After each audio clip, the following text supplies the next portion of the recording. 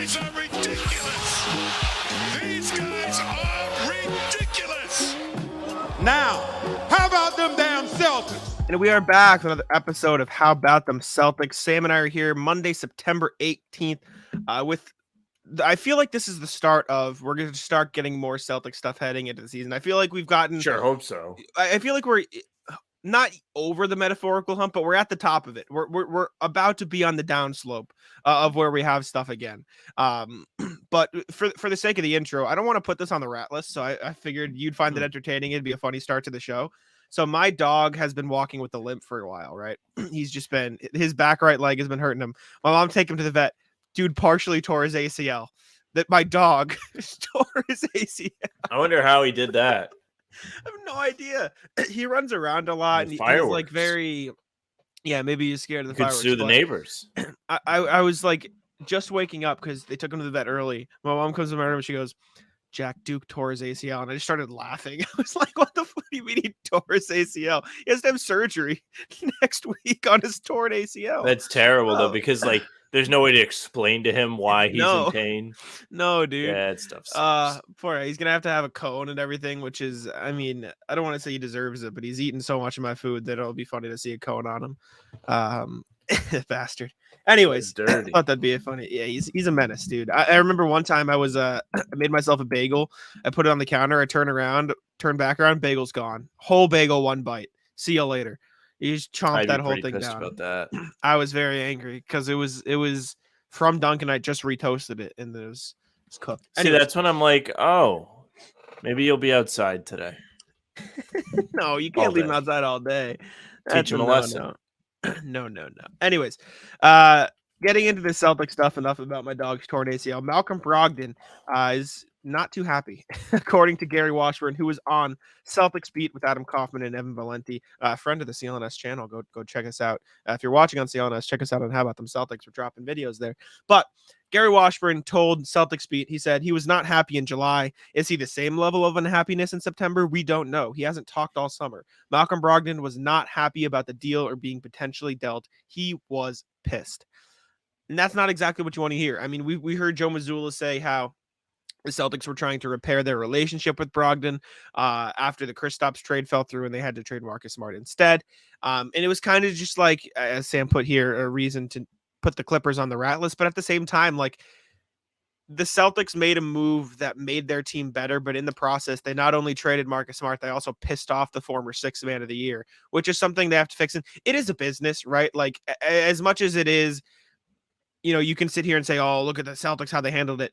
The Clippers backed out at the last second. It's not necessarily Brad Stevens' fault. Like, he tried to make a deal because it is a business, and Brad Stevens can't, like, if Brad Stevens was constantly worried about every minute thing he was doing, like, then nothing would get done. We talked about this when we started, when he was hired as Celtics GM, like, is he going to have too much of a connection to the players because he was a coach for a while? And you can't have that as a GM. So it does suck that Malcolm Brogdon is pissed, and that is absolutely a storyline to monitor throughout the season. But I don't know if I necessarily blame the Celtics for it. I blame the Clippers, if anything, but even then, like, they were doing what they thought was best for their organization. But obviously from our perspective, like, screw you, like, that sucks. But it's just a really crappy situation all in all, and it's one to monitor. Yeah, the Brogdon thing has been something we've been speculating about since the trade fell through. Yep. There have been numerous trade articles written. Great for content. It's been great for content. Yeah, it's fine. Because we don't really have an answer to it yet, kind of like Gary Washburn told the guys on Celtics Beat. So we don't know what to think. You would have to imagine he's far from thrilled. I would be. I wouldn't want everybody knowing that I was about to be traded and then all of a sudden you're back. That's a weird, awkward situation to be in, especially as somebody like Brogdon, who hasn't really been there for a long time. He doesn't have any affinity towards the Celtics. He's been there for a season. Things went wrong, and he kind of got thrown under the bus after the conference finals because everybody was okay with trading him. And even after he has remained with the team, people aren't, like, thrilled about Brogdon. He's in all these mock trades. People are like, oh, you could trade him for depth. I saw a conversation somewhere today. That was the take. Yeah, just trade him for depth. You don't have depth anymore. You don't have a surplus at the point guard spot. This is a very pressing issue where Marcus Smart's not here anymore. You can't afford to have Brogdon pissed off and not wanting to play for your team. You're going to be stuck with Derek White and Pritchard. Pritchard's a fine player, but he's not Malcolm Brogdon. He doesn't have the same size as Brogdon. He doesn't have the defensive capabilities that Brogdon does. Brogdon is an important piece to the Celtics. Whether or not he actually showed up on defense last year consistently is one thing, but he can do it. In the past, he's had defensive team votes. He's been an impressive defender. He's, 6'4", 6'5"? Yeah, I think he's 6'5". Yeah. So it's important to mend this. Joe Mazzulla talked about it like you mentioned. You're running out of time here. There's a month before the season tips off. I don't really know what you can do from the Celtics perspective to make Brogdon feel better, but they just overall fumbled and handled this very badly. Absolutely. I mean, like I said, it's tough for me to blame the Celtics for what happened. I agree that they handled it poorly, but a lot of it was out of their control, right? And if the Clippers hadn't declined to take Brogdon, everything would have been probably perfect. In my eyes, it would have been perfect because they would have traded Brogdon for Porzingis, which would be unquestionably a move that everyone in Celtics Nation would have agreed with. In my opinion, I think that people would have received it well. Smart would still be on the team. They would have Smart, Derek White, and Payton Pritchard at the point, and Porzingis at the 5, helping the big man rotation. But that's not what happened, and because of it, the Celtics couldn't. They could have pushed back the Porzingis date. That's the one hitch in this that is a little bit weird because they could have potentially pushed back the date Porzingis needed to be extended by, giving them a couple more days to make the trade. And as much as I want to believe, maybe they could have figured something out with the Clippers, it is the way that they rushed into it makes me wonder if there was another thing pushing on them, if it was the Clippers were so out that it wasn't going to happen, if it was Porzingis really wanting to get his deal done as soon as possible, if it was something, what I'm saying? If there was another thing that we don't necessarily know about that pushed them to make the deal sooner, because that's the one thing that's a little bit of a unknown, weird variable in this whole situation. Been, though? Why would Porzingis want to get it done sooner? Was he worried about this foot thing? That's the first thought I had. That's the only thing I can think of. Or if the if the Wizards, you know what it was actually, we forgot about? It was probably the Jazz. It was probably the Jazz saying, and the Wizards saying, if they don't get this done, the Jazz were going to trade for Porzingis because we knew Danny Ainge was interested. So Brad Stevens was probably up against Danny Ainge's clock of him saying, if this deal falls through, then I'm right here and I've got a deal for you. And the Wizards were probably not necessarily eager to get him off the books, but they didn't want to worry about the extension. So getting him off sooner rather than later. And at that point, they don't really care because they're not getting anything of value in return. So they were probably worrying about that. But now the Celtics are left with a pissed off, 6th man of the year. I did see an interesting idea in our comment section that I thought was at least worth looking at, in the sense of, okay, let's see if this would be an option for a Porzingis, or a Brogdon trade. I don't want to necessarily talk about a bunch of different Brogdon trades, but I thought this concept was smart. So we've been looking at it of, okay, we looked at a Nets deal last time and it was just 2 wings. That doesn't make sense. We looked at other deals where it's a little bit of depth. A 3-team trade could make sense, although it's less likely because of how many pieces are involved. JC 26220, which is just funny that I have to read the screen name, put this framework of a deal. He said Celtics get Tyus Jones, Royce O'Neal, Wizards get Brogdon, Nets get DeLon Wright, and there's some picks involved. I don't necessarily think the Nets would be interested in this because they'd be giving up a first and Royce O'Neal for some depth guys. I think if you take out the first, it could make some sense. I don't know if the Celtics necessarily need another wing. That's the only thing that I'm a little bit okay, I don't know about this about. But I do think a 3-team deal could be something that is at least of interest to the Celtics because they could find different depth pieces in different areas. You know what I'm saying? They could find a way to combine different pieces of the puzzles that would make sense for all sides involved.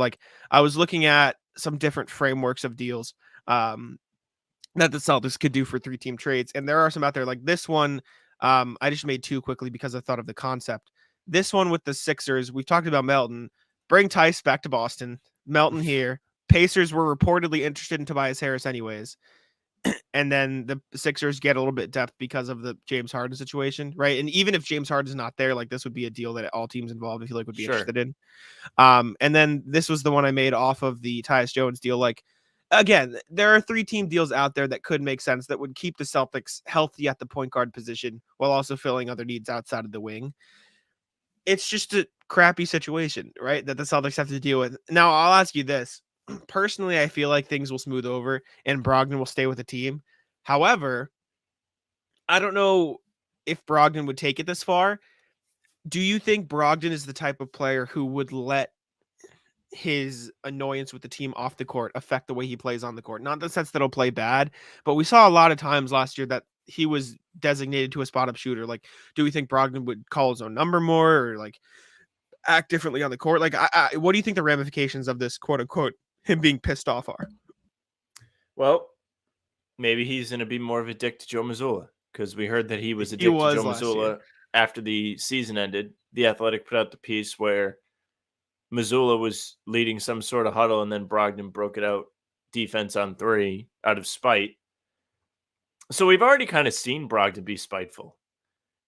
I'm very not looking forward to what's going to happen this season if he really is unhappy, which could very well just dissipate as well, because you start playing basketball again. Say this team starts playing well, you may see the happiness start to trickle through the cracks because you're winning. Mm-hmm. That's kind of how it goes a lot of the time. Winning heals, winning helps, and the Celtics should win.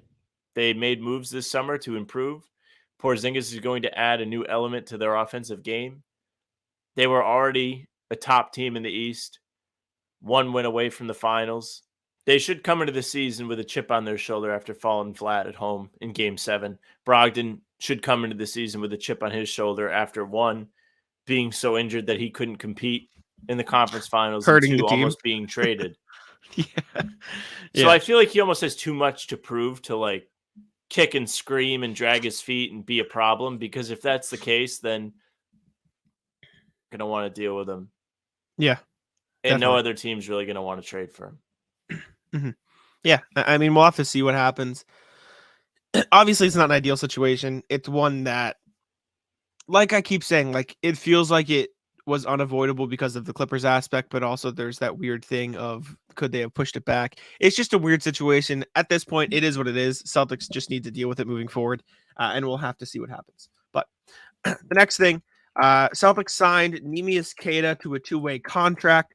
We talked about this in a reaction video, so if you want to see our full thoughts, go head on over to our channel, How About Them Celtics. Check out the reaction video. We reacted to his highlights, talked about the move, discussed what we thought it meant, and what he could bring to the Celtics. I did want to bring up an idea. I wrote about it for Celtics blog in a different context, and I wanted to just briefly talk about it in this realm. I titled it "Neemias Queta is the next in a line of Brad Stevens' big man auditions for the Celtics." Now, I tweeted this. I said the Celtics have one of the best big rotations in the league, but it's 1/3 old and 2/3 injury prone. It's talented, right? Al Horford's great, but he's 37. Robert Williams and Porzingis are awesome, but they're both prone to injuries. And after that, you have Luke Kornet, who I wrote about in the article. I said Kornet was a product of this process. He first joined the Celtics via trade from the Bulls in 2021. And after spending time in the G League and bouncing around on 10-day deals, found his way back to Boston. He played well enough in Maine to earn a regular spot in the rotation. He played 69 games last year. Like, it's not like he was an inconsequential member of the team. He played some real minutes in the regular season consistently. Last offseason, Celtics brought in Kevin Gale on a 2-way deal, but he didn't stick. Then you can even say the same about Noah Vonleh. He just didn't stick, right? It was another, okay, let's see if we can find another rotation big man. They didn't stick, but Kornet did. Bringing in 24-year-old Neemias Queta, who is 7 feet tall, on a 2-way deal, provides them with some big man depth this season if they need it, as well as a project they could potentially look at moving forward as a backup. Horford's not going to be in the league forever, right? Williams and Porzingis could get hurt. They could be out for a little while. And if those two coincide, if Horford retires and then Robert Williams deals with an injury, Porzingis as your only big is not going to work. So the Celtics need to start bringing in guys that could potentially turn into these deep bench pieces or maybe more. And somebody in the Celtics blog comments put it pretty well. He said, let me see. perfectly said, this guy won't be a big man depth saver or rotation player, but he's a lottery ticket, and I like the concept of an audition, and that's kind of what it is. You're auditioning these guys to potentially be big man depth moving forward, and I think that's what the Celtics, have started to do, and I think Cade is the next in line of that. And for what it's worth, I really like Nene. I think he's good. I think he's got talent, and I think there's something there that the Celtics could potentially develop into a real player. Get ready for the NFL season with incredible offers from Fanduel, America's #1 sportsbook. Right now, new customers can bet $5 and get $200 in bonus bets. Guaranteed. That's guaranteed. Plus, all customers who bet $5 will get $100 off NFL Sunday Ticket from YouTube and YouTube TV. Now is the best time to join Fanduel. It absolutely is. The app is easy to use, and you can be on everything from spreads to player props and more. So visit FanDuel.com/Boston. Kick off the NFL season with an offer you won't want to miss. FanDuel, official partner of the NFL. I think the point about lottery ticket is valid. I think what we saw in the highlight tapes was very impressive. He's very good at some niche things, good finishing under the basket, good at defending the rim, big, not going to make a lot of jump shots for you, etc. But yeah, typically I am sick of the lottery ticket type. It's a two-way contract. With that being said, that's kind of the whole point. But as far, like, I'm happy they did not sign him to a standard deal to take up that final roster spot, because you can do other things with that. Yeah. But I do like him. From what we saw, he looks awesome. He looks fun to watch. Everybody that has reacted to this is excited, whether it's us, other Celtics people, Kings fans. When we put up the video on Twitter, Kings fans were all over it. Portugal loves this guy. Yeah, they were like, this guy's awesome. You guys are going to love him. He plays hard. I can't believe the Kings didn't give him more minutes, etc. He'll actually get some time with the Celtics, which was an interesting take from the outside, because I don't know how much time I expect him to play, but he certainly could get minutes. Like you said, the center rotation does have holes in it. That being said, like, they're not gaping holes, but they are holes that could get bigger. Question marks. They can rip. Question marks. Yeah, agree. I don't know. I think it's less about the concept of, because I agree with you in the sense that they shouldn't just be taking random stabs at these young players and hoping they develop. But I think picking these second chance guys is smarter. Like when you see, like, bringing in a 19-year-old rookie probably isn't what the Celtics want, but bringing in a guy who has NBA experience, who showed the ability to play at a high level in maybe not the NBA, but even the G League or overseas, like bringing in somebody like that makes sense because you've seen the talent, you know what they are as a player, and it's just about improving those skills and potentially adding a couple new ones. It's not about building up their game as a whole, like in the case of, if you signed a freshman who went undrafted out of college. And so Cade is 24 years old. He's 7 feet tall. He has clearly an NBA body. He was the runner-up in MVP voting in the G League last season. So, like, he had a really good year in the G. And I think he'll get a ton of run in Maine. And I think honestly, I don't necessarily think he'll get consistent minutes at the NBA level, but you look at what Kabengele got in the two-way last year, I think he'll get more than that, because last year the Celtics had Blake Griffin to play some of the backup center minutes. When Porzingis and Rob and Al, when those two missed time, or two of the three, or even one of the three missed time, I think you could see at least Queta get a call up from Maine to sit on the bench and maybe not get in. But if the Celtics need a different look and Cornette's not working, like, I do think he could get more chances than you saw Kabengele get last year. So I think it's interesting. I think he'll probably dominate with the Maine Celtics, which will be fun. Joey Spatula, let's go enjoy this guy, and we'll have to come up and catch a game and check out Ironclad Eats. But I'm excited. I really like him. And I think it should be interesting to see how the Celtics use him and develop him into a potential guy. The next thing we have, Marcus Smart wedding. Lots of pictures went around on Twitter of Celtics people and Celtics players and Celtics organization at Marcus Smart's wedding. I'll pull up the pictures now. This doesn't have to be a deep thing, but CLNS posted like a good spread of the pictures that were fun. Obviously, Marcus and his now wife. Jalen's there. Tatum's there. This is a picture that went viral. You got bald Derek White. This is the picture that went everywhere, and it was what do you call this album cover? And it's it's Brad Stevens, Joe Mazzulla, Jason Tatum, hanging out at Marcus Smart's wedding. Joe Mazzulla looks like an absolute psychopath in this He always photo. does. It's He something looks special. kind of jacked too, though. He does. He does. They look good. It's I will say this is like something that I haven't seen a lot on Twitter. It is good to know that Brad Stevens was still invited. Like it just shows like Marcus understands weird. probably. Maybe it's weird, but in my mind, the way It's I weird, but it's not contextualize it weird. is, yeah, in my mind, it is Marcus Smart saying, okay, I understand this is a business. He spent what 10 years with the guy. Like he probably likes Brad Stevens. So that was at least comforting to me to know that there, even if there are some hard feelings, it wasn't like drastic enough for him to cut him out. Jason Tatum with Wade Crossback. This was a funny one. Just Tatum It is kind photobombing of him. funny. Like it's just like a weird, like you don't really see that very much from ownership anywhere. Yeah. Like, you know, besides like Mark Cuban, I don't think there's any other owner you would really see like chilling with the boys at the wedding. Yeah, I know. It's funny. It's funny. I like, if anything, I like it. It means Tatum enjoys the Celtics organization. And then here's Marcus, obviously. Excuse me, Jalen obviously at Marcus's wedding. I don't know. It's fun. It was nice to see that. This is the type of thing that leaves me some semblance of hope that Marcus can eventually come back, even though I know you think Marcus shouldn't because they did him dirty, but at least this shows like he's still friendly or close with the people at the organization, especially the fact that it's like 2 months later and he's still having them at his wedding. I don't know. It's good to see at the very least because I know we both love Marcus.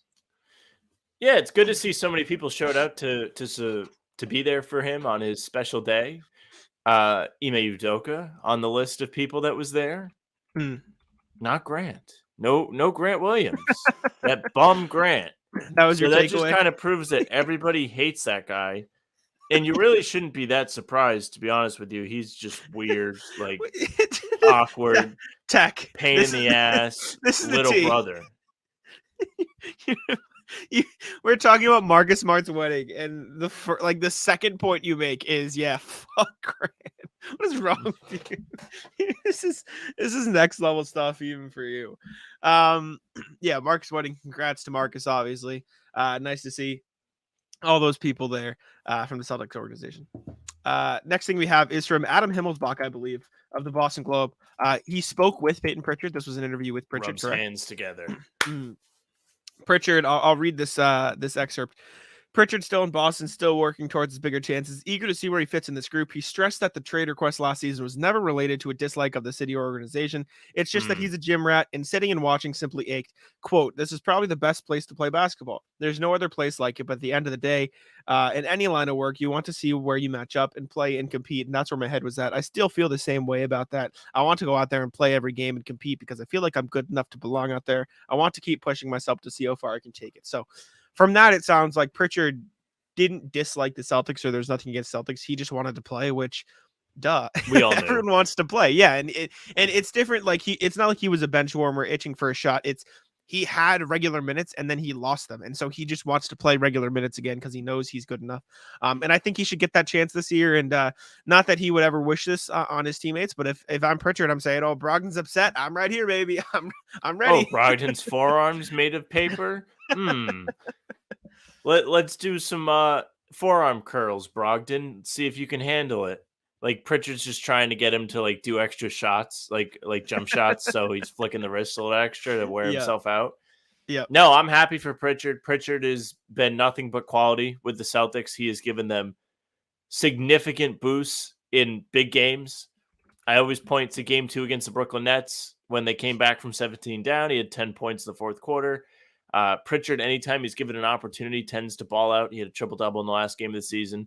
As a rookie, when he first came into the league, he was given minutes because that team sucked, and he played pretty well. Yep. The problem with Pritchard is he's just undersized at 6'2", 6'1", and he's not as switchable on defense, which in today's NBA is almost a must. So seeing that he's happy to be with the Celtics is a good thing. Because if Brogdon's unhappy, then there's a fair chance that he could have a real role with this team. Yeah. And with Smart gone, there's actually minutes for him in the rotation. At least you'd have to imagine.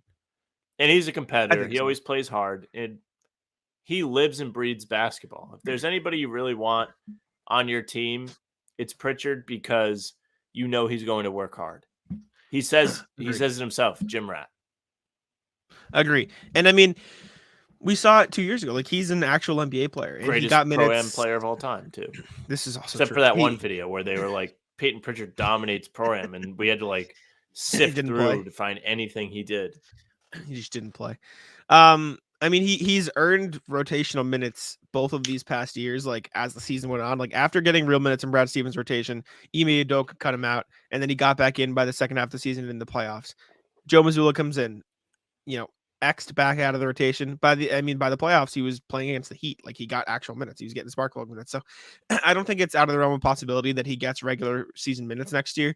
But it's just the Celtics do sneakily have a lot of this mid-tier talent as depth. Like, they have a really solid top 7, top 8-ish. And then, after the top 7, after the Jays, Derek White, Malcolm Brogdon, and the 3 bigs, there is Sam Hauser, Payton Pritchard, Jordan Walsh, Osei Brissett. Like, there are a lot of guys that are close to the same level that will be itching for the same minutes. So I still don't think it'll be easy for Pritchard to get these minutes, but with the question marks at the point guard position, I do think it could be easier for him to slide in there outside of, the Hauser, Brissett, Mikhailuk, Walsh, like that. Those wings are going to be competing, and I think Pritchard could find himself above the rest, especially if he can continue to shoot at a 40% clip from deep, which he's shown that he can. And realistically, he's not a great defender, but he's always held his own. Like, he hustles on defense. He gets out there, like, he's after it, and he's an okay as a point of attack defender. So I think he should be fine. I'm excited to see Pritchard get regular minutes Plus, with again. Pritchard, Mazzulla, big on trust. I mean, we saw Hauser not playing the playoffs. Pritchard has been somebody that proved he can play in big moments. So I wouldn't be shocked if Mazzulla favors him over other rotational players just because of that familiarity, trust, belief that he can actually go out there and compete and be effective. I agree. All right. Let's check in with RJ with the email, see what he had to say. We have 2 emails today.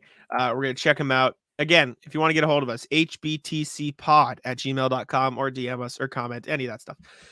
Talking about the Neemias signing and cap management. Hey, guys, thanks for the Neemias update. I saw it from y'all before my usual sources. Celtics blog, The Globe, or Athletic had anything. We got you. We're there. We're on it.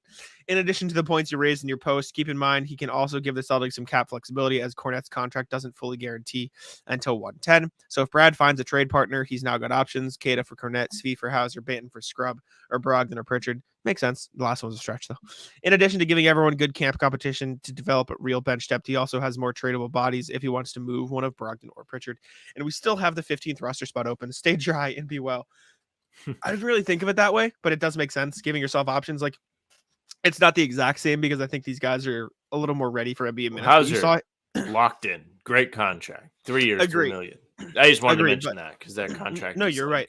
Such a phenomenal contract. But you've seen Stevens stack up these end of bench bodies before and use them as salary in trades, like the Brogdon deal. Obviously, we know Neesmith and Tice, but Nick Stauskas, Juwan Morgan, emptied the bench. Exactly. So you do give yourself some flexibility this way as well. So good point. Thank you, RJ. Also said, after looking back at the dark ages, welcome to the 2024 offseason, and the Boston Celtics are still basking in the glow of winning their 18th championship over the surprising Blazers led by Lillard. Hey, it's my time travel story.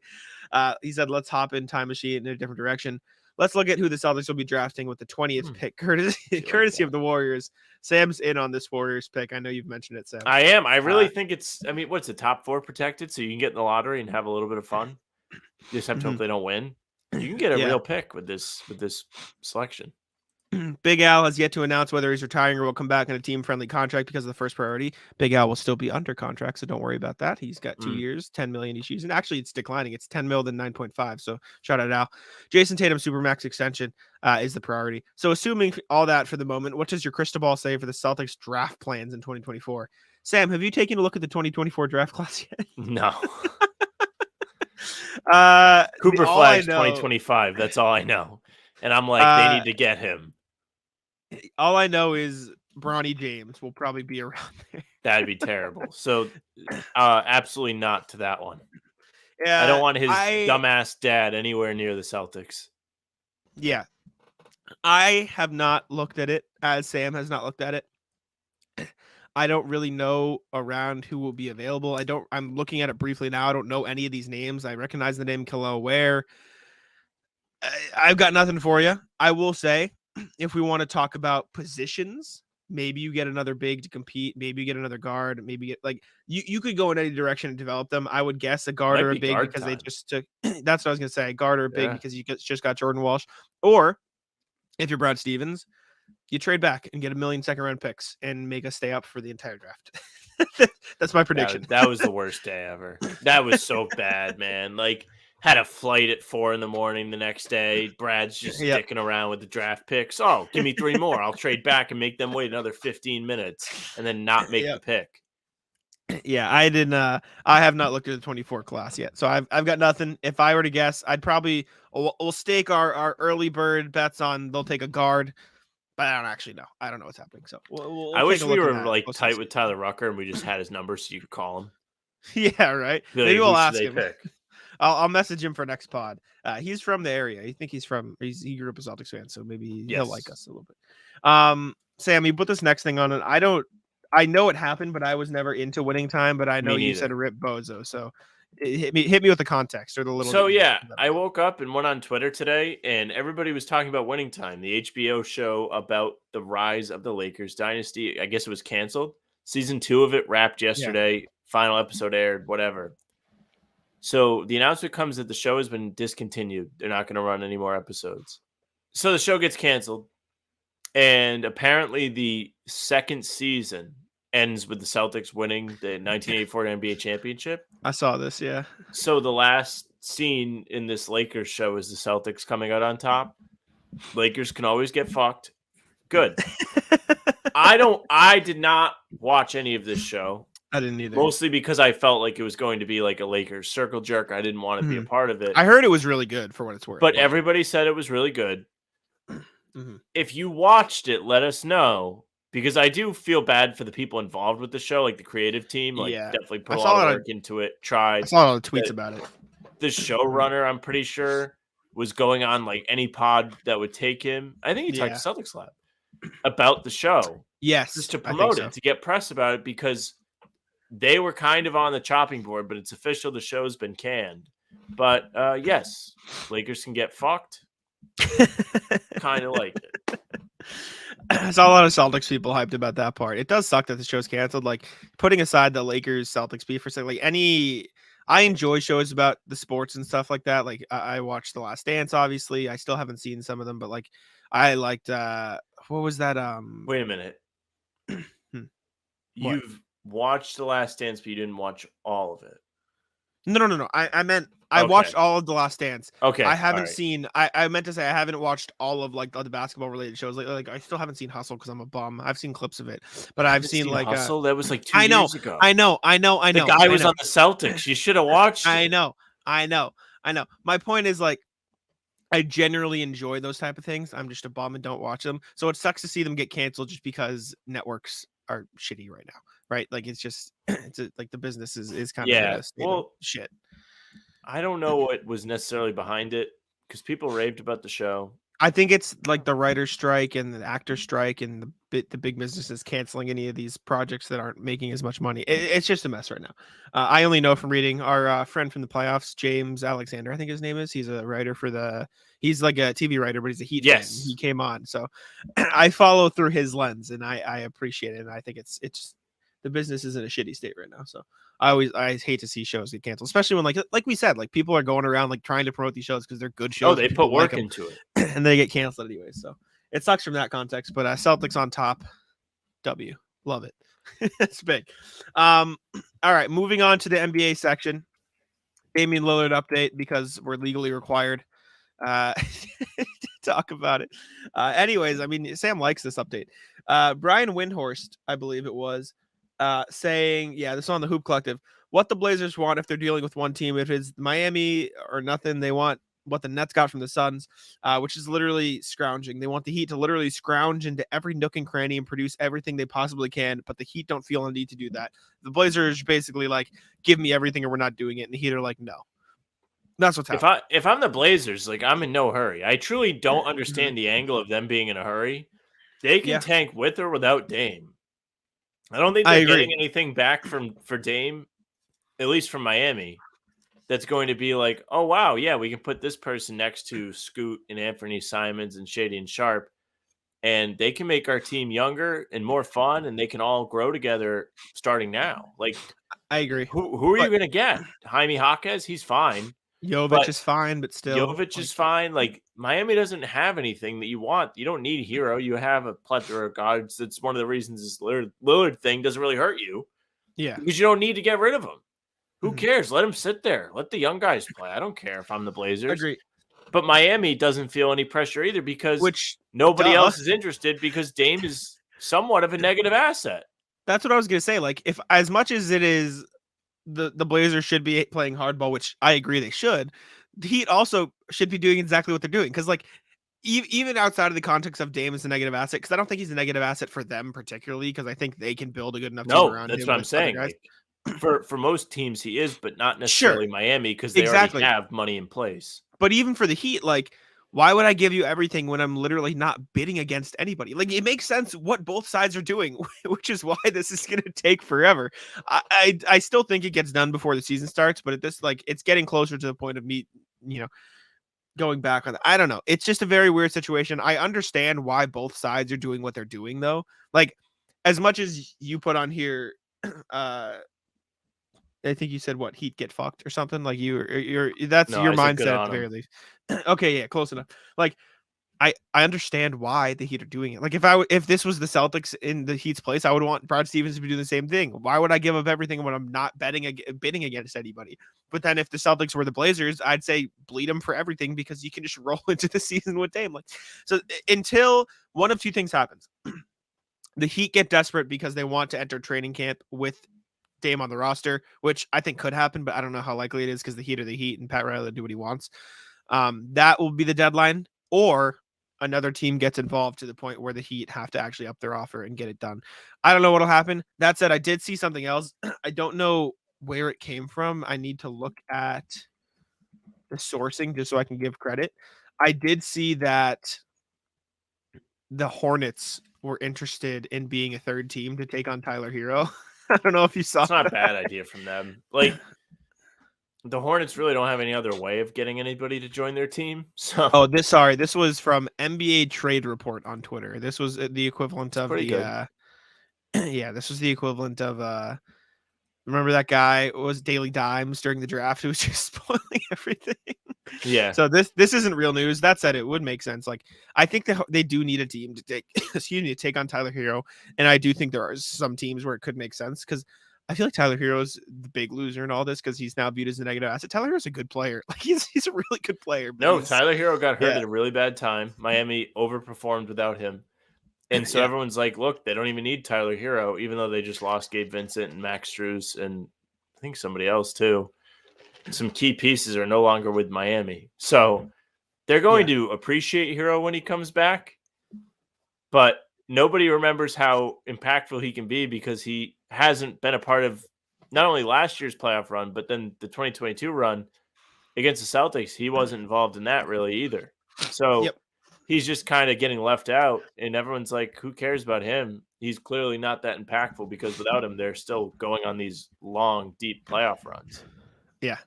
I don't know. Sucks for Tyler Hero. I think someone will take it on. I just want the trade to happen. And for me, this isn't even like a Heat thing. This is just a Dame can get fucked for being a diva. All of a sudden being a diva. To his credit, he's been like very low maintenance, but just the whole way that this has gone down, I'm only playing for the Heat. Like, I'm sorry. I don't want to see it happen. Like, you don't deserve to get your way after all of this. Also, Portland has no obligation to trade him once again just because he's under contract forever. And this is particularly annoying because, like, I think you would have said the same before this whole thing happened. Like, Dame was one of my favorite players just because he was never an issue. Like, he wasn't like my favorite, but like I respected. Like, I was like, okay, like one team. He's been with them his whole career, which is one team. But he's been through all of these different iterations of the Blazers. He's been a staple, and they should be on the way to being competitive again. They just can't seem to spend their money right, paying Jeremy Grant like $1 zillion. He was Nurkic eating up a ton of cap too. He was one of the few players that I would be like, that I think I even said this in the pod, like I'd be fine if he requested a trade. This is just a step too far. Like, requesting a trade is one thing. Requesting a trade to one team and saying you won't even report to any other team that trades for you, like, there's a line. I do think that Damian Lillard deserves to be on a competitive roster again because, like you said, the Blazers just can't figure it out. They can't put together a competitive roster. They can't spend their money correctly. They can't attract free agents to Portland. So I'm not against Damian Lillard finding another team to want to play for. Like, I think it's fine, and I'm fine with him requesting a trade. But the way this whole thing has played out has made it not good. Like, it's whack. The agent being like, no, he would never say he wouldn't report to camp. That's the lame part. That's the lame part. Like, the agent can kick rocks, Dame can kick rocks, send him to Utah.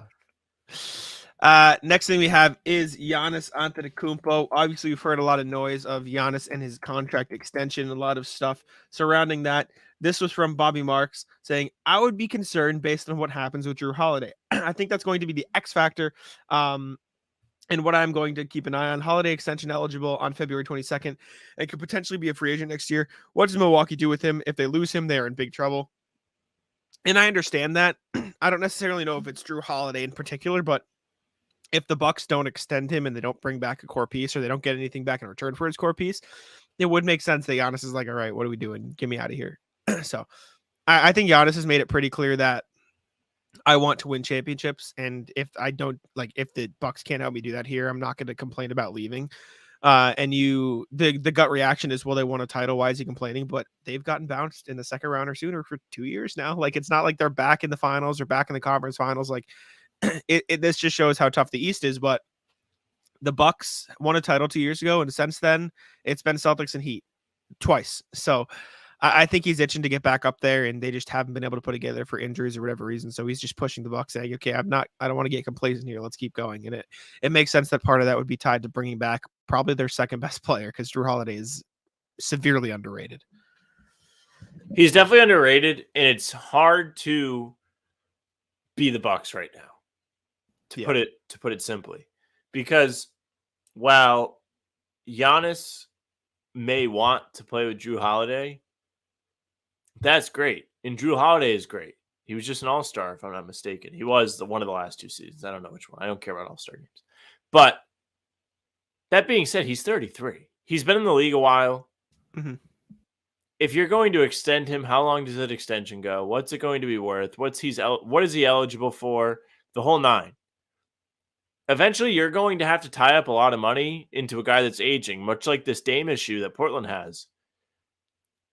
You're really just spending that money on Giannis, which is fine. Mm. But there is still the risk that Giannis leaves. Even if you do extend Holiday, there's no inking the Holiday contract of your Giannis too. Like, it's not like, oh yeah, I'll stay if you pay him. Milwaukee might have to hesitate to offer Holiday an extension. I don't know what they're going to have to do. But the more and more we hear about this, the worse and worse it gets for them. Celtics, it looks kind of good, I guess, if Milwaukee's going to break up, because they just paid Middleton. And Lopez. Holiday's next. So they're going to have to pay all of the rest of the guys before Giannis's contract comes up again. They're going to have to go all in on Giannis, and they could get absolutely railroaded if he leaves, because that team with the 3 of those guys doesn't suck, but they're also not competitive. So they're not getting any great draft picks. Not that they really, I don't know if they even have any. No, it's a tough spot. Most of them go to New Orleans, right? Yeah. Because of the Jrue Holiday trade. So they're, like you said, they're in a tough spot. That said, if I'm the Bucks, or let me ask you this: if you're the Bucks, do you give Jrue Holiday a max extension? I think you do. I think he's done everything to earn it, but he's good. 33. Like, it's one of those things. How long? Max being what? 5 years? No. I would give him the most I can on a 3-year contract. That said, if I'm Jrue Holiday, I push for an extra year. I say, give me 4. And I guess that's where things get a little bit weird. I will say, though, Jrue Holiday isn't, in my opinion, the type of guard whose game will severely fall off by the time he's that old. Like, I don't think it's a Dame or a Kemba situation. Like, it's not going to be perfect because he's a guard and all guards fall off, but like, his style of defense, I think, relies on athleticism, but he's also just like a very smart defender. Like, and that's not something that he's going to lose. Like, he'll always know how to play defense. He's a good shooter, and I don't think the shooting will fall off. And it's not like he's like tiny. Like, what is he? 6'3", 6'5"? 6'3". Okay, so he's not like 6. Okay, he's 6'5". Google says he's 6'5". Basketball Reference is 6'3". regardless, he's a bigger body, right? Like he's not like he doesn't have a small frame. 205. I just don't according to think I don't think his game will fall off as severely. And at the same time, if you're the Bucks, you do whatever you can to keep Giannis. I think that's just the name of the game at this point. And worst case scenario, you re-sign Jrue Holiday, and if Giannis is still giving signals of leaving, as weird as it is, you field trade offers for Giannis. you try to trade. No, I that's would. what you would have to do. I think that's what you would have to do. If Giannis wants to keep dicking around, you might have to trade him. Because if you trade Giannis, you're going to get stuff back. That is the best way to ensure yourself. Mm-hmm. And also, if you trade Giannis, you can start to work on trading these other contracts sooner rather than later. This all might sound stupid, but if this is like your whole building is on fire of your business, let's say the Fiserv Forum is on fire, you're trying to rescue as much as you can from this burning building. You can trade Jrue Holiday now. If you know Giannis is leaving, like you can start to trade him now while he still has value. If you extend him, that value's going to plummet. The Chris Middleton contract isn't going to be great at the end, probably. Brook Lopez, how much longer is he going to be effective? He's essentially just a big tree, so he doesn't have to move that much. But I don't know. Like they're in a terrible, like awkward position because you should do what Giannis wants. He's your guy. You drafted him. He's been with you his whole career. He's foreign. Foreign guys typically like to be where they came to the country and remain there. Yeah. So you have to feel like he wants to stay, and you should like do what you can to accommodate him. He's earned it. But man, this sucks for them. Like this is just like, ugh. I wouldn't want to deal with it. I wouldn't.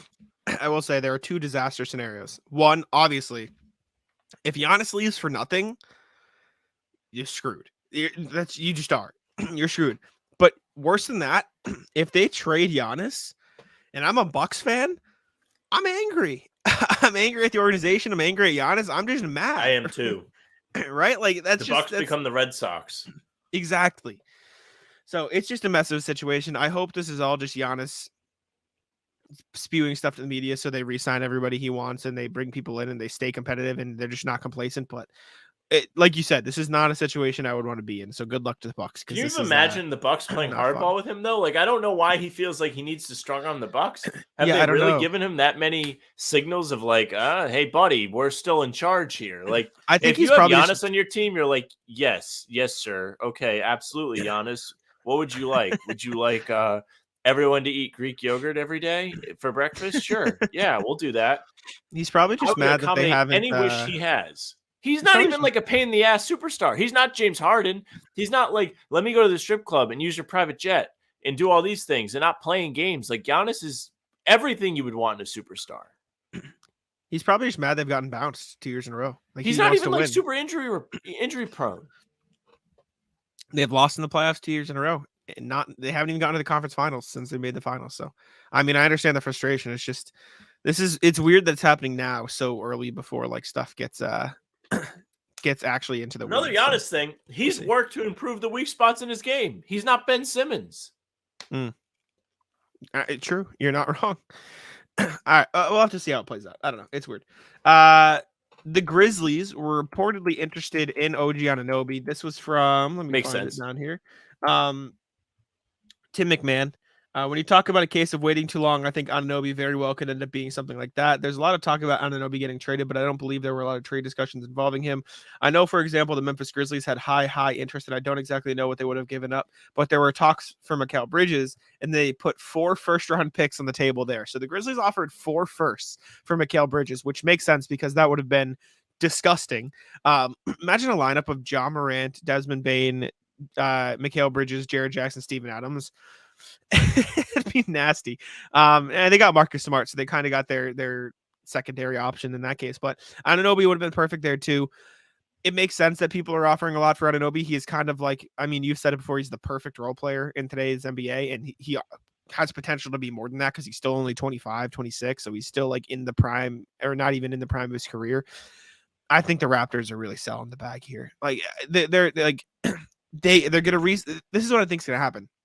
I think they're going to re-sign Siakam. I think they're going to bring everybody back. They're going to keep developing Scotty, and they're going to be what the Pacers were for the past decade, where they're getting bounced in the first round every single year. And if that's what they want to do, sure. but that's a damn sad existence for an organization that has the potential to get a lot of draft picks and hit a really strong rebuild right now.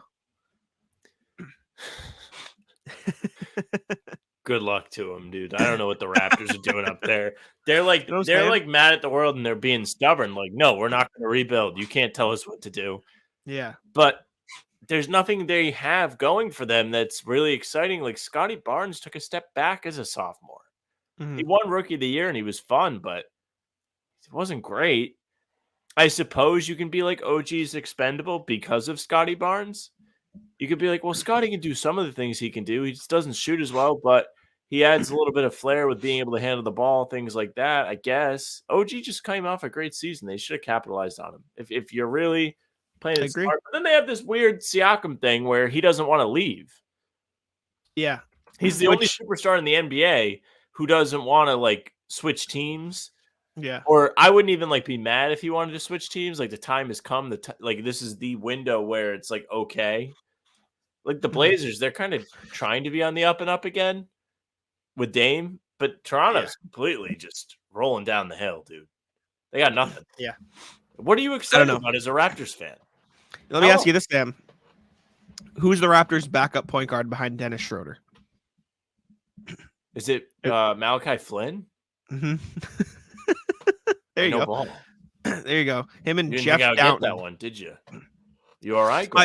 My point is, Rody. as much as we say Fred VanVleet's overrated, he was their point guard. He was all they had. He was their only shot creator. He was their only perimeter scorer. He was their only point guard. And the splits were bad, yes, but a part of that is because no one else was fucking taking threes in Toronto. He was the only guy who could shoot on that roster. So, and I still don't know how much they lose with him, though. They absolutely lose. Like, you can say, oh, Dennis Schroeder's a fine replacement, but that's my take. Fred VanVleet was their only perimeter scorer, and he was better than I think a lot of people realize. And we crap on him because he's just not worth $40 million. Like he's just not. And that's why I think a lot of people like we crap on him. But like, I think it's in the same sense as Tobias Harris, where they are looked down upon because they are overpaid. And his splits were bad last year. Don't get me wrong, but I don't know if a lot of that was necessarily. Part of it was him being undersized, but I think a big part of it was the Raptors' offense was just really, really bad last year. And I mean, teams aren't running out to the 3-point line to guard Scotty Barnes or these other players. So like, he's having to create so much of this offense with a very bad half court. Like the Raptors are one of the worst half court offenses in the league last season. And so it's just, I think it was just a mess. And I think now with him getting paid as much money as he did in Houston, which good for him, he got the bag, secured it. I think the narrative around Fred VanVleet's just going to be bad. I don't know how good he'll be in Houston, but I think he was an underratedly important piece in Toronto. And at the very least, losing him for nothing is a disaster. You can't lose former All-Stars in the past 2 years for nothing. Like, I was going to be like, well, Raptors got cap space in return for losing Fred VanVleet, but they're $30 million over the salary cap. I'm looking at it right now. They're paying Jakob Poeltl $19.5 a year. They gave up a first for him last year. Why?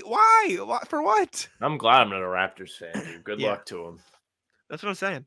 It's a mess. Anyways, all right. Sam, Reddit post of the day. What you got? Reddit post of the day comes from user strange underscore control 8788. They asked the NBA community, what is the most diluted thing you have heard a player say? Some top contenders. I could be one of those guys shooting 30% right now from three, but I'd rather be one of those guys shooting 40% from three. Who said it? Or do you look at the show sheet? I have no idea who said that. Ben Simmons, 2020. Jesus Christ. I changed the game. Who said that one? Karl Anthony Towns. Karl Towns said that one. They're saying where the Knicks are a super team. Who said that one? Julius Randle? Derrick Rose in 2016. Yikes. Tough. So these are some examples. Do you have any off the top of your head that you can think of that are just absolute ridiculous sayings? I know you don't like LeBron James. Dylan Brooks, just an idiot. Like, why would you do that? Like, that's fair. I'm gonna make them both. I'm gonna make comes both. to the- Great one. Great. comes to the top great of the head. response. I Tough. will say when LeBron left the Cavs, then Tristan Thompson was like, "Well, we're still the Eastern Conference champions. Yep. That's a good one. The East still goes through us." Whenever LeBron just like blatantly lies and says, "Oh yeah, I had that one the other day. That was my favorite quote." That's my the blatant lying from LeBron. This is a good one. Sasha Vujacic stating that he could get 30 anytime he felt, and had a career high of 28 points. Next one. I have a family to feed. Latrell Sprewell after turning down a $20 million plus contract. Oof. Let's see. I'm Googling I would stuff. put myself in the same category as D Wade. At the end of the day, the only thing that he have that I don't is more wins and 2 championships. That's it. Monte Ellis. Yikes. I thought it was Paul Pierce. It's not. That's what I did too. I Googled something and it's from 2 years ago. It says, what are some of the worst quotes by NBA players? Dennis Scott, don't ask for my autograph. Ask me about the rage inside me. Dennis Scott to a bunch of kids at a basketball game. Respect. Teach him young. Yeah, the what Dylan else? Brooks thing is here. I don't respect anyone until they give me 40. Yeah. Proceeds to lose elimination game by 40. Evan Turner quote, you've got to respect a 15% 3-point shooter. A guy like that is always lethal. If they play the Celtics, yeah. I understand the context, but I love I that don't even quote. know. I'm That's fine in something, the huh? West. Yep, Ja, of course. Kai Of Jones course. said he's going to be MVP. Uh-huh. Kai Jones, have you seen the Kai Jones stuff? Yeah, it's crazy. Like in the Instagram comments? Yeah, it's not You see- great. He's like, he was like, I need to find it now because it's just so good. Rasheed Wallace saying that LeBron wouldn't be as successful in his era. My brother in Christ, you retired in 2010. Who said that again? Rasheed that? Wallace said LeBron wouldn't Yep. be able to compete in his era. Mhm. Oh, comments on somebody said like Mark Williams to get a bouncy out of the rotation. Kai Jones back. Show me a video of Mark pulling up, going left, and hitting it. Anywhere, Maine, in college, somewhere. Show me one. And then Mark Williams responded with like a. He responded. Did you see Mark Williams' response to No. him getting shit talked? Wait, let me find it. This was Mark Williams' response.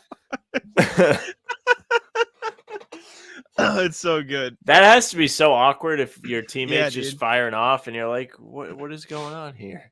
There's another one. It said Nick Richards over you. Kai Jones said, I'm more assertive with the ball than him. I can read myself. Now, I used to write for the Hornets, SB Nation site.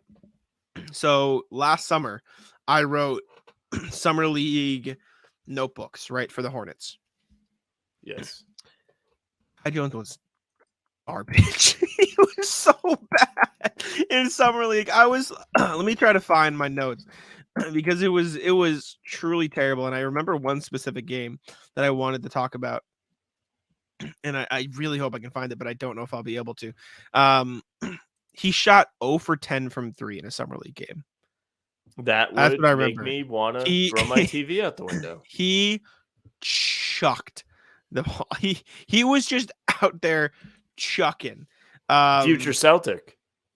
Joe Mazzulla yeah. loved that. He was like, shit, give me all the 3-point attempts. It was so bad. Oh yeah, this was my here, I'll pull it up. This was July 11th of I believe last year. This was my note on Kai Jones. Kai DTM Jones, DTM doing too much. Jones managed to do too much in this game while also only attempting 2 shots. Just one game after he shot an inexplicable over 10 from 3-point range, Jones didn't attempt a single 3. He shot 1 for 2 from the field, finishing with 3 points and 5 rebounds. The DTM label comes from that one possession where he decided to take the ball all the way up the court, ignoring his teammates' pleas for him to pass it. And guess what? He turned the ball over. There has to be some sort of middle ground. He can't take and miss 10 threes, but he also can't only take 2 shots. Jones is very clearly having a hard time finding his place in the offense. And while that could potentially be a non-problem in the regular season with ball leading the way and him having a more defined role, his lack of production thus far is definitely cause for concern. Kai Jones is not very good, and he's just out here shit talking. Like, it's such a Going through weird it. situation. Absolutely. My last comment on this inexplicable quotes. Yeah. During my MVP season, ellipse, said by Paul George, referring to the season that he finished third in MVP voting, multiple instances. He was nasty that year, but yeah, you didn't win, brother. You didn't win the award. Oh man, weird all around. All right, should we get into the rat list here? Go ahead. Let's do it. Do you want to lead off or you want me to go? You got more stuff. All right, I will start with my sister Grace rat list. I'm so mad.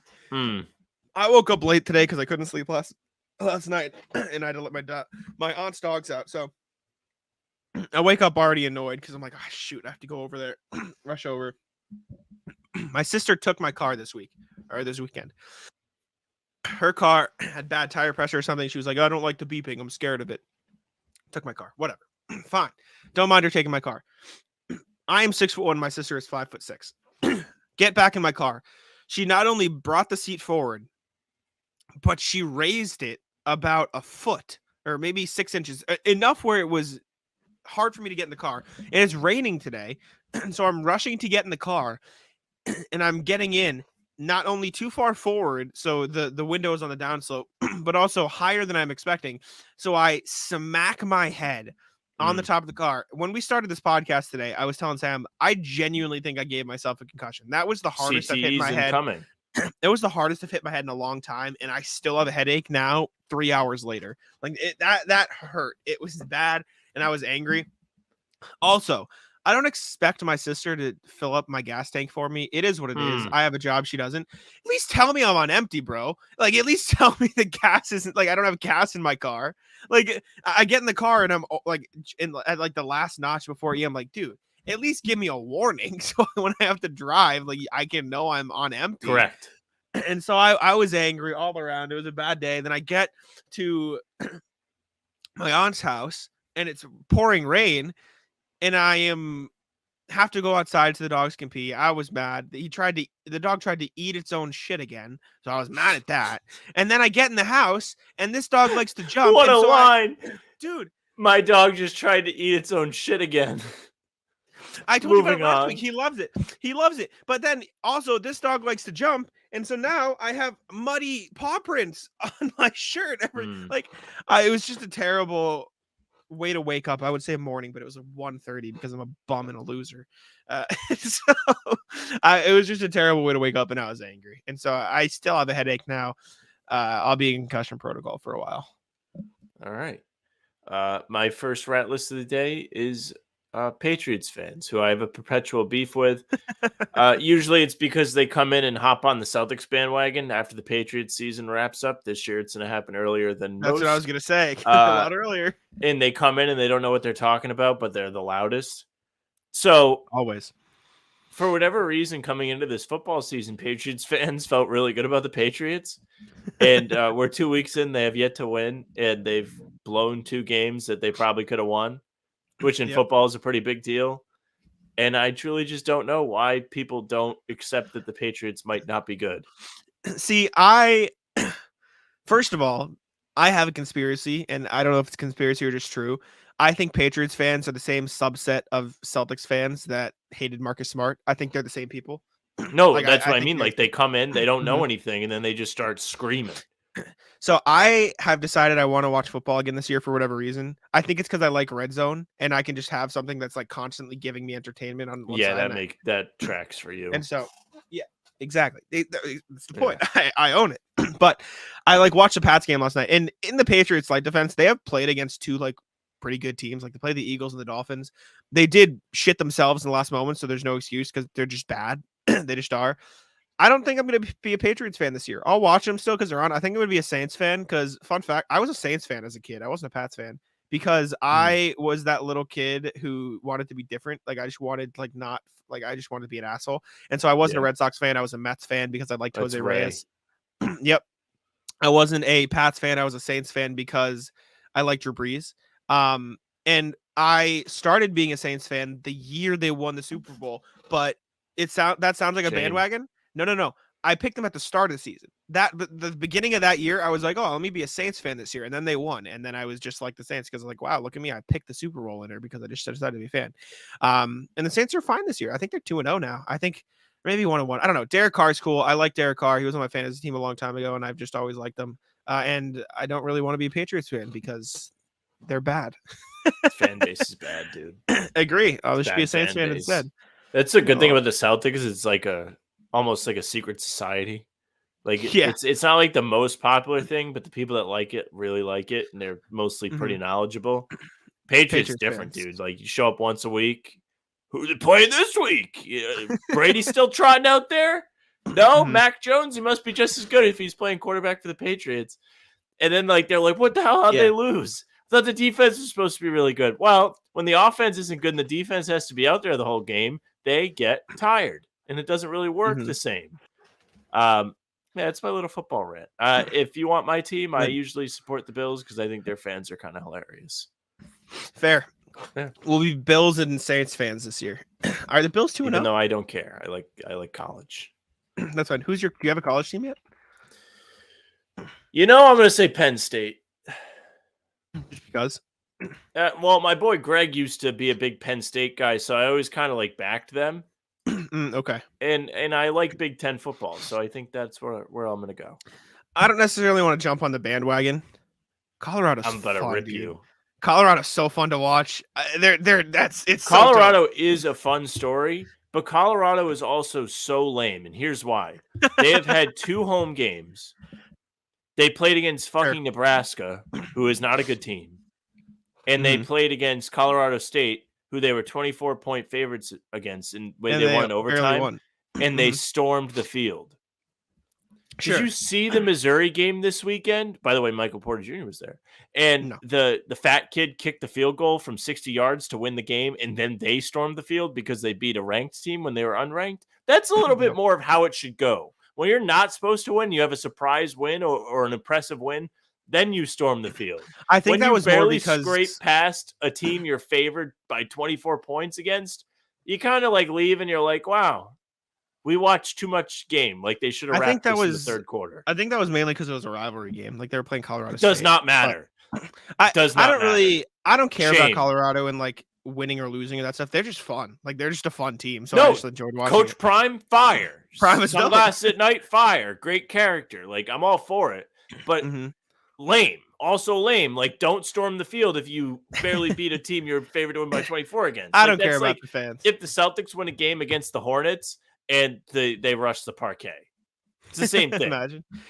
I'll pick a college team. I don't know. I maybe I should. It's hard. It's hard. Give yourself some time. Know. Maybe I'll take the first half of the year, then I'll pick somebody. But we'll see what happens. Anyways, your turn. Yes. So I was coming back from my aunt's house after letting my dogs out, and I was already in a terrible mood, as I've discussed. I get to Dunkin'. It's raining, obviously. Open the window.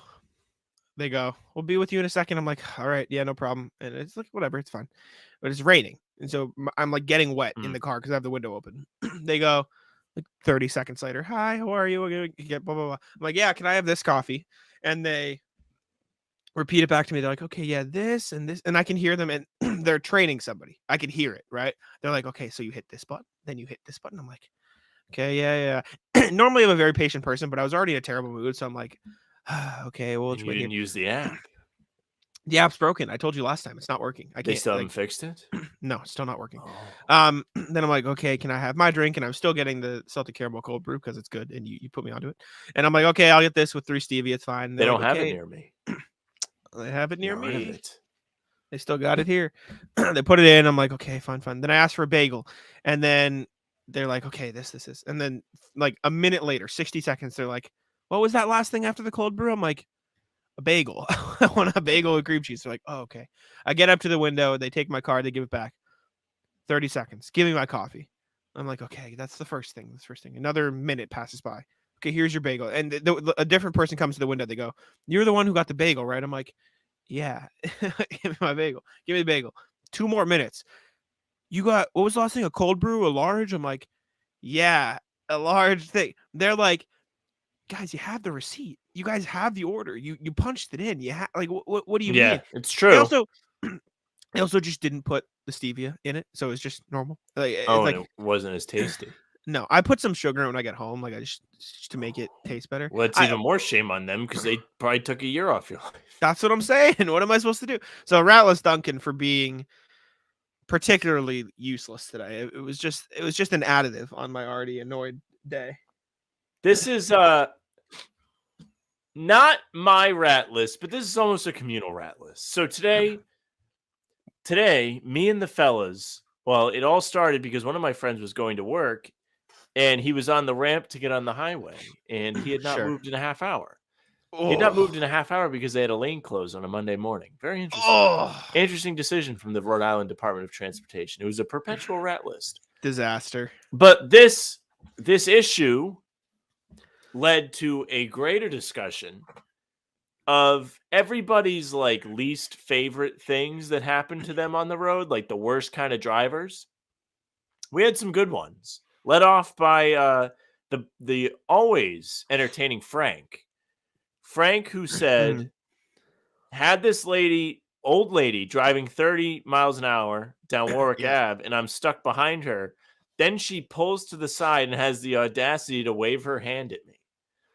These people are the worst people. I actually really, even though they're trying to be considerate, the people that pull over and let you pass them are actually the worst because they're like, all right, fine. Like, I'll let you pass instead of just correcting what they're doing wrong.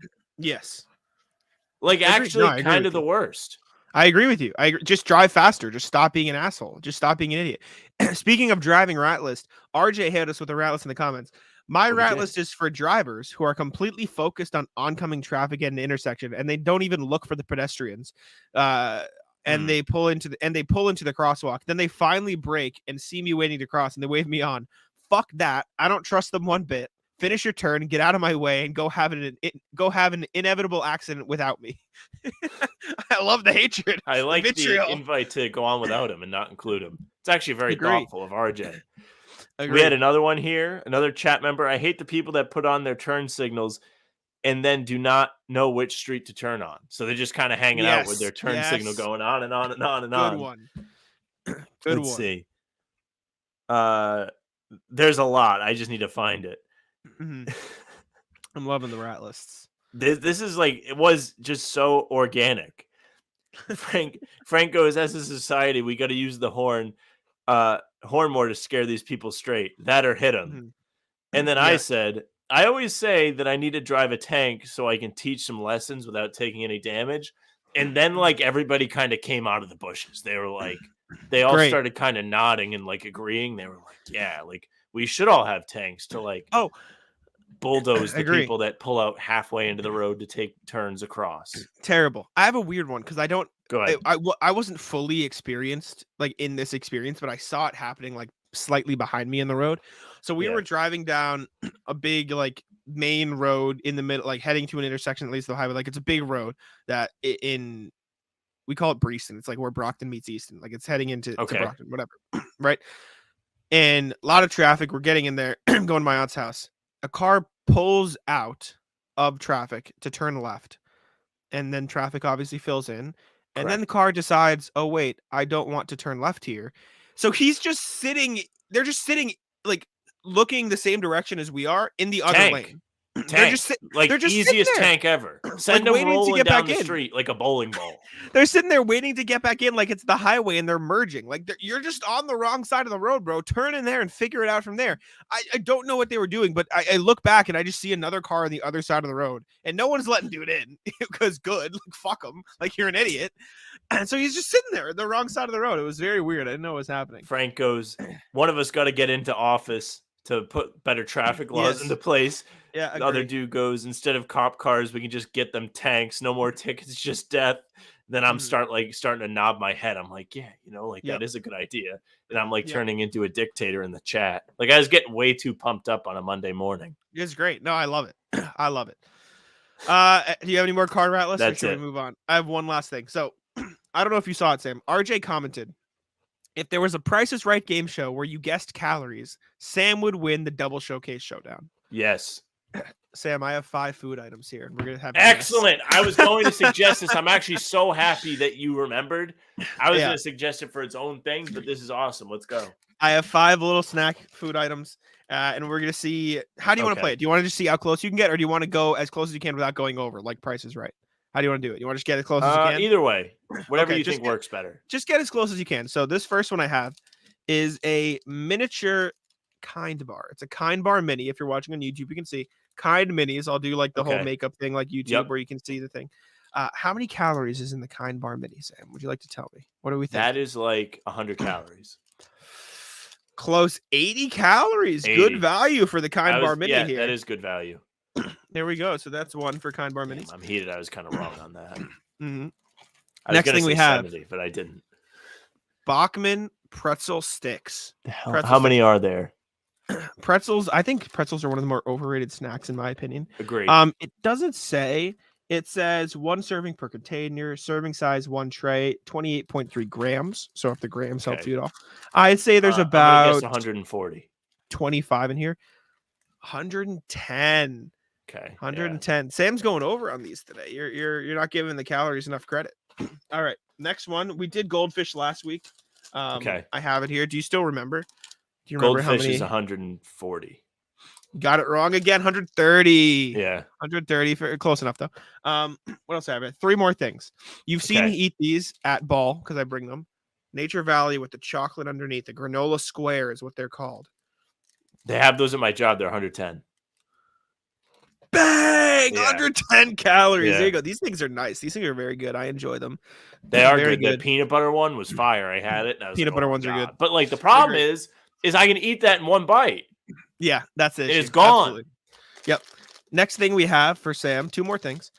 Famous Amos, a little cookie packet. These Famous Okay. Amos cookies. Would you like to guess how many calories are in 1 serving? There are, how many are in here? I think there's like 5 or 6 little cookies in there, like about this big. 220. 140. Wow, that one's Good. low. Good value for Famous Amos. These are Is very it good too. value, or are they just not giving you anything? No, there's about, let me see, 1, 2, 3. There's about 5 cookies in here. It's not the greatest. I mean, it's It's not okay. terrible. What is that? 20, 28 calories per cookie? Yeah, That's not bad. awful. It's not terrible. Did Last not do thing. as good as I thought I would do. Last thing. Now there are 4 per container here. The serving size is 2 because it is cookies and cream Pop-Tart? Pop-Tarts. Yep, 2 Pop-Tarts. So it's 1 pack. How many calories is it? So 1 pack of those Pop-Tarts? 1 pack. So like this. 1 pack. Like 1 pack of Pop-Tarts is how many calories? Oh man. I feel like that's like 300. 360 calories. Yeah, I knew that one was a Pop-Tarts. bitch. Pop-Tarts are Pop-Tarts. dangerous. They are. That they are. Bonus round. I still have it on my desk. Do you remember the Okay. brisk can? You said Remember it, how many I calories? want in to the say brisk? 70 or 80. 70. Bang! Yeah. Yeah. Good call. I thought that'd be fun. Maybe That's I'll not a bad find new one snack though. Like items. 70 is not bad. No, these are good too. I love these. These are very nice. Yeah, I thought that'd be fun. I'm glad we agreed.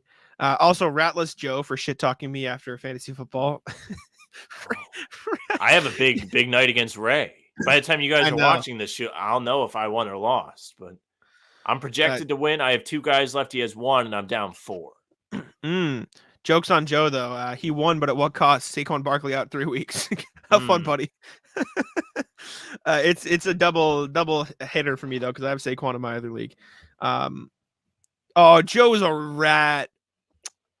So Joe only had one thing left, and it was his defense. He took out his defense. so he couldn't lose. Yeah, Bum. I do Smart. the same, but I would do the same thing. it is, but I'm mad. It's smart, but I'm not happy about it. Who are you playing? Yeah, you got Ray. You're down 4 points. You have Najee Dude. Harris and Michael Thomas. He has Nick Chubb. Ooh. I should have started that dude on the Chargers as running Mike back. Williams. No, not him. Oh, the other Rams. guy. Kyron Yeah, Williams. yeah. They were the same colors from the same city. Yeah. Damn. Yeah, that's tough. I thought about it, but I was like, no, like I don't want to start anybody I picked up in the first week unless I have to. That's fair. I think I was screwed either way. Was there anybody I could have played? I could have played Nico Collins actually, but I was like, I wasn't gonna play him over Michael Pittman. Anyways, we can end it there. Thank you all for tuning in to How About Them Celtics. We appreciate you. It was a good rat list today. Good. I mean, it wasn't even a rat list. We kind of just talked for a while. I like the calorie. We had rat lists. We did the Patriots. We did the driving issues, peeves. You did the slamming your head on the car. I still have a headache at this moment. That hurt. But yeah, thank y'all for tuning in. Go check out our articles on Celtics blog. Sam and I both have a couple out right now. Go read those. Subscribe to How About Them Celtics. Been a big influx of y'all join us after the Neemias Queta video, I should say. We appreciate it. We're at 1,284 right now.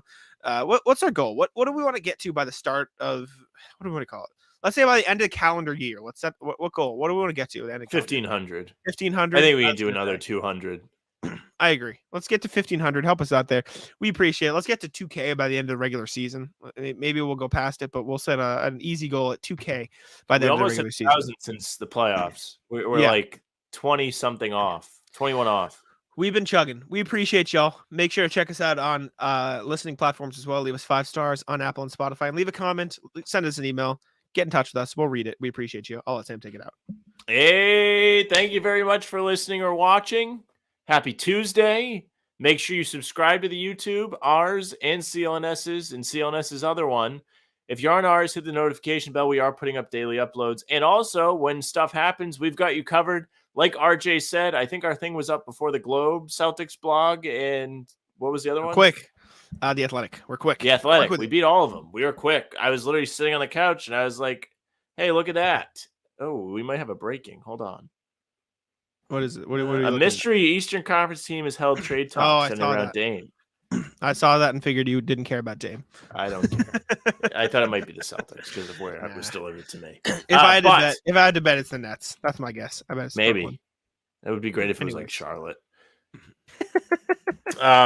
But yes, Spotify, Apple, follow us there. 5-star review, say something nice about the fellas. Playback TV, sure. Make sure you join the community there. We are going to be live streaming games that you can watch along with us. Let me see. We have 4 members right now. Nice. It was the same as it used to be. Yeah, go check it out. Two of them are us, so go join Playback, please. Go hit up Playback. We're going to be doing live streams there. It's going to be a lot of fun. Jack and I have a lot riding on these in-season tournament games, so commiserate with us. You can find us on socials at How About Them C's, Twitter, Instagram, TikTok. Facebook is just the name of the podcast. You can find us there. We're putting up our links to all of our stuff, articles included. You can find Jack at JackSmoneNBA on Twitter. You can find me at Sam LaFrance NBA. That's it for us. Bye. Taco, come on. Taco's having some fun here. That is bogus! These guys are ridiculous!